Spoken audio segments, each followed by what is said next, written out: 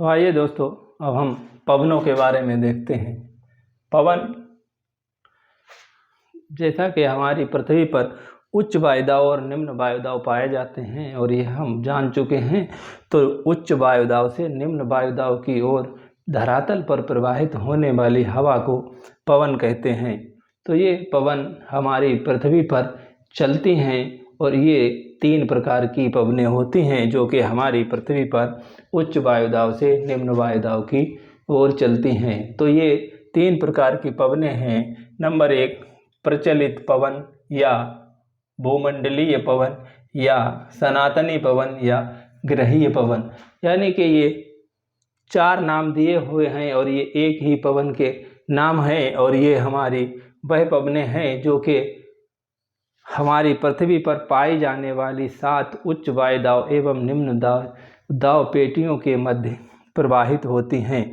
तो ये हमारी उपोष्ण उच्च कटिबंध से विषुवत रेखा की ओर जो पवन प्रवाहित होती है उसे हम ट्रेड नाम से जानते हैं, यानी कि ये व्यापारिक पवन होती है और ये दोनों गोलार्धों में बहती है। तो इस पवन को व्यापारिक हवाएं या व्यापारिक पवन कहते हैं। इसे ट्रेड विंड के नाम से जानते हैं, यानी कि ये व्यापारिक हवाएं होती हैं, व्यापारिक हवाएं, और ये दोनों गोलार्धों में पाई जाती हैं।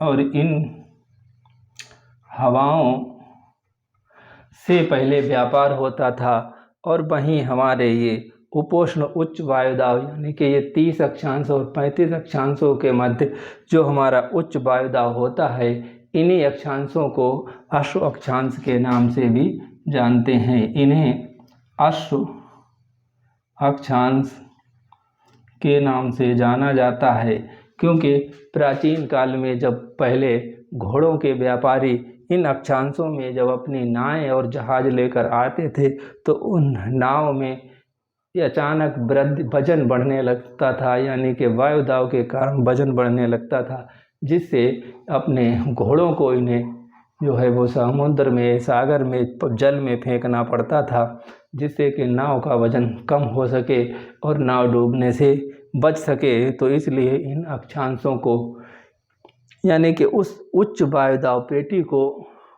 अश्व अक्षांश के नाम से जानते हैं। और ये दोनों गोलार्धों में मिलती है, उत्तरी गोलार्ध में और दक्षिणी गोलार्ध में भी 30-35 के मध्य। और ये मौसम के अनुसार ये जो है वो 5-5 डिग्री इधर उधर शिफ्ट भी होती रहती है। तो वहीं दोस्तों, ये हमारी निम्न वायुदाब, उपध्रुवीय निम्न वायुदाब की ओर चलने वाली जो हवाएं हैं, इन्हें पछुआ पवन के नाम से जानते हैं, यानी कि ये पछुआ पवन हैं। इन्हें पछुआ पवन या वेस्टर्ली के नाम से जानते हैं, पछुआ पवन। और ये दोनों गोलार्धों में चलती हैं, इन्हें पछुआ पवन के नाम से जानते हैं, पछुआ पवन, वेस्टर्लीज। और ये वेस्टर्लीज हवाएं हैं। इसके बाद हमारी एक और सनातनी हवाएं हैं, यानी कि एक और ग्रही हवाएं हैं जो ध्रुवों के उच्च वायुदाब से और ये निम्न वायुदाब की ओर चलती हैं। तो दोस्तों, ये हमारी जो हवाएं हैं ये 3 प्रकार की होती हैं। इन हवाओं के नाम हैं ध्रुवीय हवाएं, यानी कि पोलर विंड, और दूसरी पछुआ हवाएं वेस्टर्लीज, और तीसरी ये ट्रेड हवाएं, यानी कि ये ट्रेड। और ये दोनों अक्षांशों में एक सी ही हैं और इनके नाम भी एक सी हैं। तो दोस्तों, ये हवाएं किस प्रकार प्रवाहित होती हैं उसे भी हम जान लेते हैं, क्योंकि हमारे इस 0 से 5 डिग्री अक्षांशों के बीच निम्न वायुदाब पाया जाता है। तो इस निम्न वायुदाब पे दोनों तरफ से जब हवाएं आती हैं और यहाँ पर गर्मी अधिक पड़ती है, जिससे ये हवाएं हल्की होकर ऊपर उठती हैं। जब ये हवाएं ऊपर उठती हैं तो यहाँ का मौसम शांत हो जाता है, यानी हवाएं यहाँ नहीं चलती हैं। तो इस शांत पेटी को डोलड्रम के नाम से जानते हैं या इसे शांत पेटी कहते हैं। तो इस शांत पेटी की जब हवाएं ऊपर उठती हैं तो ये हवाएं यहाँ से उठकर सीधे जो है ध्रुवों पर उतरती हैं। ये जो है हेडली नामक वैज्ञानिक ने कहा था, तो जब इसे हेडली सेल के नाम से जानते हैं। लेकिन दोस्तों ऐसा नहीं होता है। ये तो हमारा पहला विचार था जिन्होंने कहा कि हवाएं ध्रुवों तक जाती हैं। बाद में और ज्योग्राफर्स ने और मौसम विज्ञानवेताओं ने इसमें बदलाव किया और ये यहाँ से जो हवाएं उठती हैं इन्होंने पाया कि ये इधर उच्च वायुदाब पर उतरती हैं और उच्च वायुदाब पर उतरकर आधी हवाएं फिर इधर वापस होती हैं और आधी हवाएं इधर जाती हैं। तो ये हवाएं जब इधर निम्न वायुदाब की ओर जाती हैं यानी उपध्रुवीय निम्न वायुदाब पर पहुंचती हैं तो यहाँ से फिर ये हवाएं उठती हैं और ये यहाँ ध्रुवों पर उतरती हैं और ध्रुवों से उतरकर फिर ये इधर के लिए बहती हैं। तो इनमें से फिर ये ऊपर उठती हैं तो ये यहाँ पर गिरती हैं। तो इस तरह से ये 3 शेल बन जाते हैं जो यहाँ से उठकर और यहाँ आती हैं और यहाँ से बहकर यहाँ आती हैं, फिर यहाँ से फिर से उठकर यहाँ। तो एक सेल ये हुआ और एक सेल ये दूसरा हुआ जो यहाँ पर चलता है और एक तीसरा सेल ये जो 60-65 से ध्रुवों के बीच चलता है।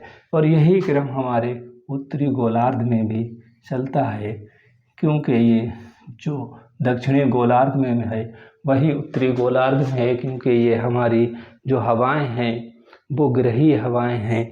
इसीलिए ये हमारे संपूर्ण ग्रह पर एक सी चलती हैं, इसलिए इन्हें ग्रहीय हवाएं कहते हैं। और ये हर समय हर सीजन में चलती रहती हैं, इसलिए इन्हें जो है वो सनातनी हवाएं कहते हैं। और ये प्रचलित पवनें हैं, यानी कि ये बहते ही रहती हैं, इसलिए इन्हें प्रचलित पवनें हैं। और ये हमारे संपूर्ण भूमंडल पर चलती हैं, इसलिए इन्हें भूमंडलीय पवनें कहते हैं। तो दोस्तों यहाँ पर देखने वाली बात यह है कि जब ये 30-35 से 60-65 की ओर दक्षिणी गोलार्ध में चलती हैं तो यहाँ पर जलमंडल अधिक है और यहाँ पर जो है वो द्वीप यानी महाद्वीपों की कमी है। तो इसलिए यहाँ पर जो है वो घर्षण बल बहुत कम लगता है, चूँकि हम जान चुके हैं कि वो 5 तरीके के बल हम पहले ही पढ़ चुके हैं जो हमारी इन पवनों को प्रभावित करते हैं।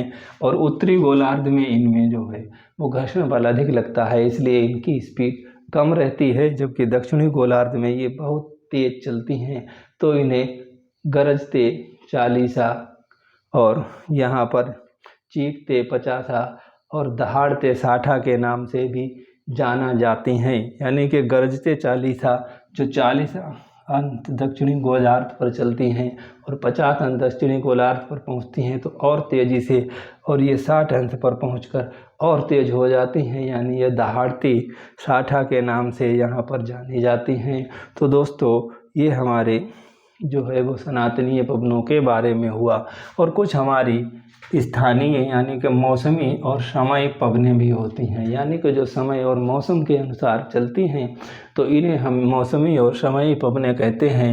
इन मौसमी पवनों में मानसूनी पवन है और दूसरा स्थल समीर और समुद्री समीर है, तीसरा पर्वत समीर तथा घाटी समीर है। तो दोस्तों ये मानसूनी समीर पवनें जो हैं इनकी चर्चा फिर हम अलग से विस्तार से करेंगे।